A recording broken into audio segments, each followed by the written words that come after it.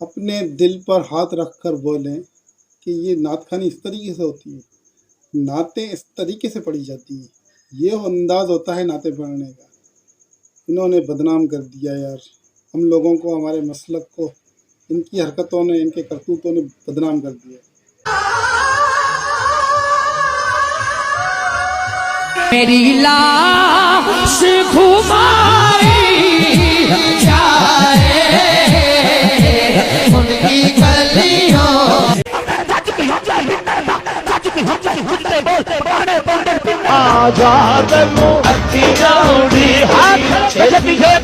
ان لوگوں کی وجہ سے ہی ہمارے مسلک پر انگلیاں اٹھائی جاتی ہیں۔ یہ طریقہ نہیں ہے نعت پڑھنے کا۔ یہ لوگ اپنے آپ کو مشہور کرنے کے لیے، اپنے آپ کو برانڈ بنانے کے لیے، پیسوں کے لیے اس طریقے کی حرکتیں کرتے ہیں۔ نعت خوانی کا ایک الگ ہی مزہ ہے، ایک اس کی الگ ہی تسکین ہے، لیکن اس کی جب وہ آداب کے ساتھ پڑھی جائے اور سلیقے کے ساتھ آداب اور سلیقے کے ساتھ پڑھی جائے نا، تبھی نعت خوانی کا مزہ آتا ہے۔ یہ انداز نہیں ہے نعت خوانی کا۔ یہ آپ حدیث دیکھیں، بنا دیا جن کا ادب کہ خبردار میرے محبوب کی آواز سے اونچی آوازیں آپ کی نہ ہو، پر نہ اس حدیث میں یہ بتایا گیا ہے اور اس کا یہ مفہوم ہے کہ نبی پاک صلی اللہ تعالیٰ علیہ وسلم کی آواز سے اپنی آواز کو بلند مت کرو، ورنہ تمہارے ایمان کو خطرہ ہو جائے گا۔ یعنی یہ ادب کا دائرہ ہے، اور یہ کس طریقے سے یہ کرتے ہیں۔ نعت خوانی کے اندر بڑے نعت خوانوں کو جب بلایا جاتا ہے تو وہ پہلے تو ڈیمانڈ کرتے ہیں لاکھوں روپے کی، پھر وہ بولتے ہیں ہمارے سیکریٹری سے بات کریں، سیکریٹری صاحب سے ٹائم لے کر پیسوں کا معاملہ لین دین طے کرنے کے بعد وہ صاحب آتے ہیں نعتیں پڑھنے کے لیے، اسٹیج پر بیٹھ کر یہ والی نعت پڑھتے ہیں کہ ان کا منگتا ہوں جو منگتا ہونے نہیں دیتے۔ لاکھ 1.5 لاکھ روپے لے کر ڈیمانڈ کرنے کے بعد اب یہ والا شعر پڑھو گے، لوگ تو بس وہ واہ واہ کرتے رہتے ہیں۔ نعت خوانی کیا ہوتی ہے یہ آپ سنیں۔ مدینہ یاد آیا ہے، مدینہ یاد آیا ہے۔ میں 2 چیزیں آپ کو سناؤں گا کہ ہمارے علاقے میں ایک بڑا نعت خواں آیا ہوا تھا، اس نے نعتیں پڑھنا شروع کی، پھر بولا ایکو ساؤنڈ صحیح نہیں ہے، فلانا صحیح نہیں ہے، ڈمکانا صحیح نہیں ہے، اور بیس کر کے چلا گیا۔ آدھا پروگرام بیچ میں چھوڑ کر چلا گیا، لائٹ چلی گئی، بڑا نعت خواں تو چلے گیا۔